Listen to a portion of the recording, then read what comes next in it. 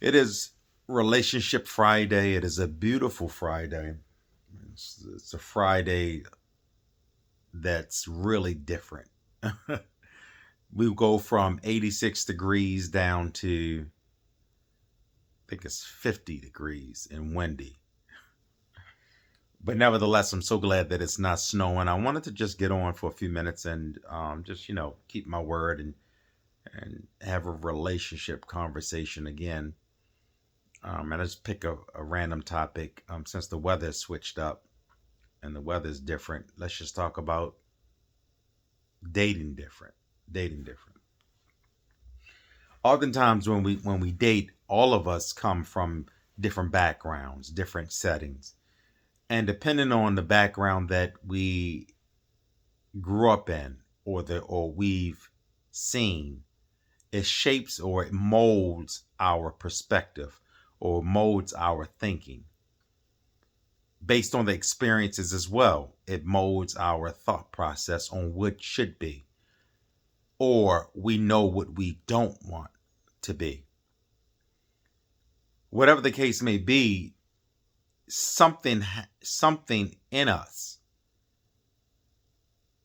shapes our thought process, and we go in pursuit of that ideal relationship.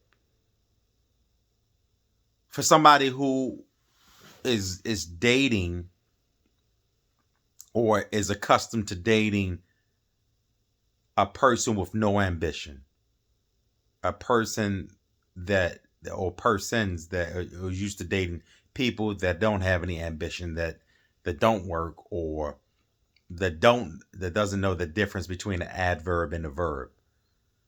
When we're used to dating that level of person, then guess what? Anybody who is antithetical, or anybody who has a sense of ambition, or anybody who has a sense of wit, becomes foreign to that person. And so yet we try to show a person something different. We try to make a difference in that person's life. But when they are used to or accustomed to something that is totally different than what you're bringing to the table,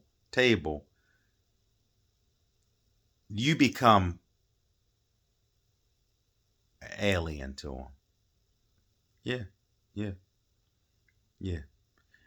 And so we have to be careful in how we exude ourselves, how we try to come into somebody's life and show them a different picture, because everybody can't handle what you bring to the table. Everybody is not accustomed to kindness. Everybody is not accustomed to generosity. Everybody is not accustomed to somebody on a spiritual level, or everybody's not accustomed to somebody who's bringing something genuine to the table.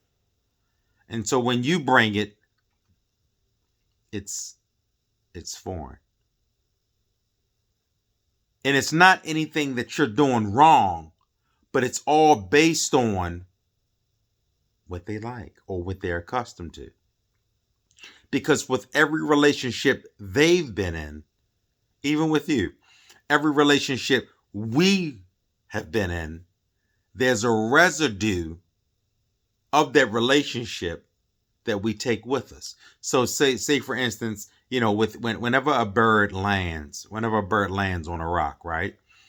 Or a branch or whatever. Whenever a bird lands on this rock or this branch, even if they're landing on that rock or that branch for 30 seconds, when they launch off, they take a residue of that rock, or they take a residue of that branch with them.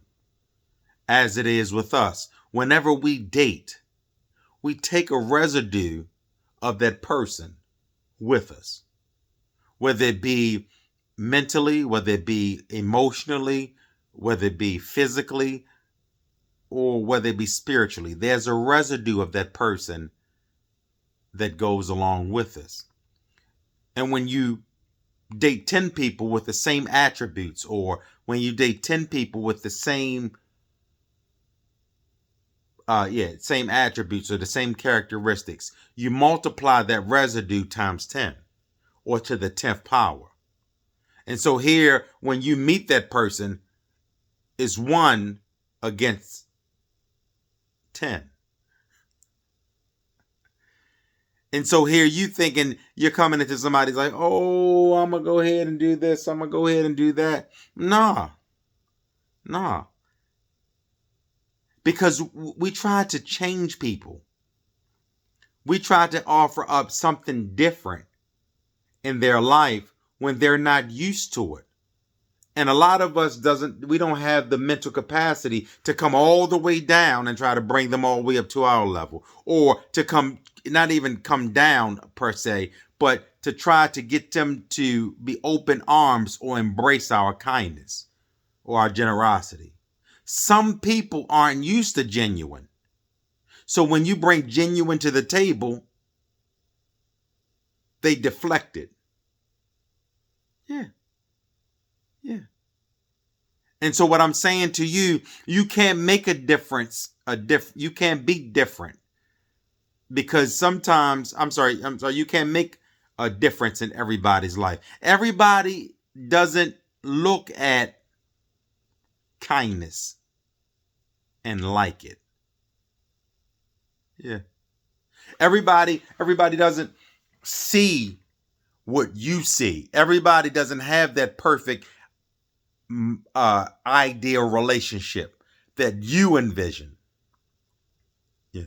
And so when a person, Maya Angelou says, when a person shows you who they are, believe it. Believe it. I had a friend of mine. He was, he went and he dated this girl, right? And the woman had been in several abusive relationships, right? So relationships where the guy would call out her name and so on and so forth, right? So here he comes, Mr. Nice Guy, and he's being like, he's just a nice guy. So he's being nice and so on and so forth, hold the door open for all of that, right? So the first time that he opened the door for, she looked at him like he was crazy, because she had never been she hadn't been used to that, right? And so as time progressed, after about a month or whatever, she started being disrespectful towards him. And he didn't understand it. He thought in the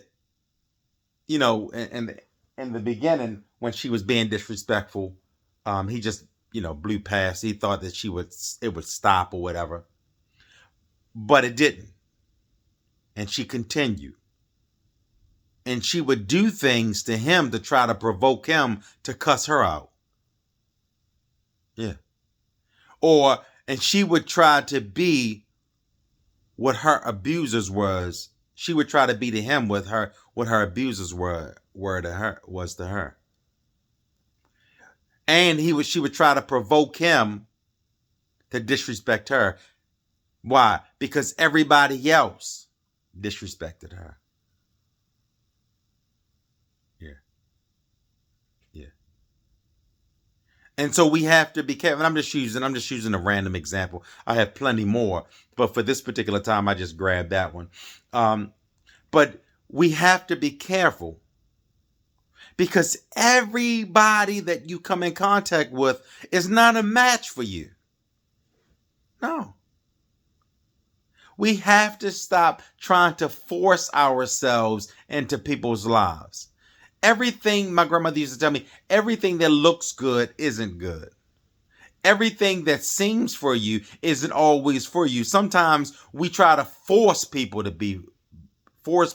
or force who we are into people's lives. Everybody doesn't like good people. Why?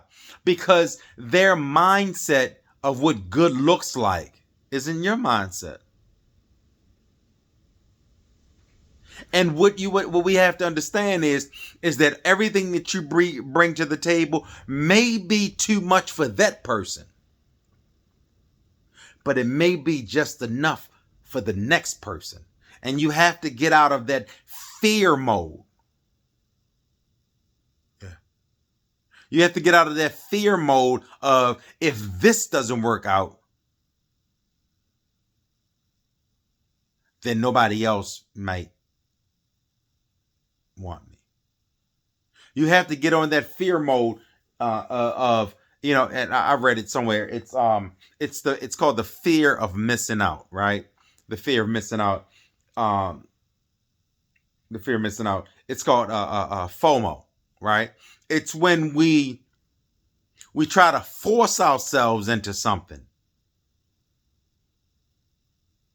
and we invest into that something for whatever period of time, and we don't want to let it go. Why? Because we don't want somebody else to have what we invested in. Or we want to participate in something knowing that it's not for us. Why? Because we are in fear of missing out of something. We have to get out of that mindset of the FOMO, the fear of missing out. You have to be confident. Confident. Say confident. Confident that what you bring to the table, somebody wants. You can't keep wanting something that doesn't want you. You can't keep chasing something that don't want to be caught. And you can't keep lowering yourself, lowering your standards, dumbing down to people who ain't even worth it. Let them stick to what they're used to. Yeah. If he wants, what they call them, if he wants a chicken head, that's what he wants. You're too much for him. If she wants a thug or she wants a bum, let her. You have to be willing to wait out what's yours, what you should be with. You have to get rid of that fear of missing out.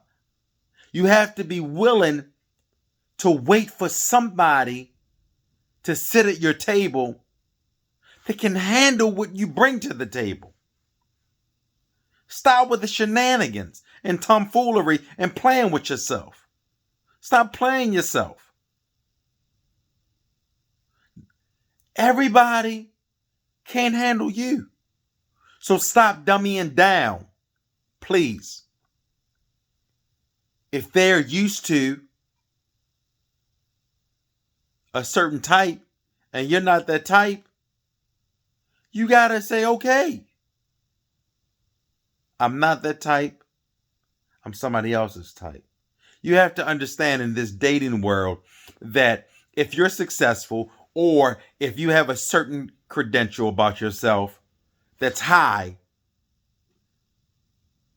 then you're above the pack. So the ones that's low is plentiful. The ones that's high, it's scarce. So you may find 10% or 8% of your type, and the other 92% is the bums. Are you hearing me?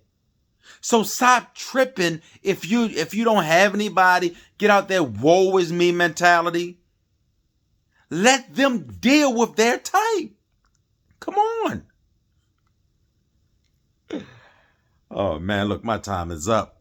We're gonna finish this one though. I want to go a little bit deeper with this one, but my time is up. I'm reading this book. I'm gonna read it again. It's called "As a Man." Man's Search for Meaning. I got like 6 books I'm reading, but reading this one. But look, stop trying to force yourself into somebody else's life when you know that they can't handle you. I'll talk to you later. Have an incredible evening. We'll discuss this next week.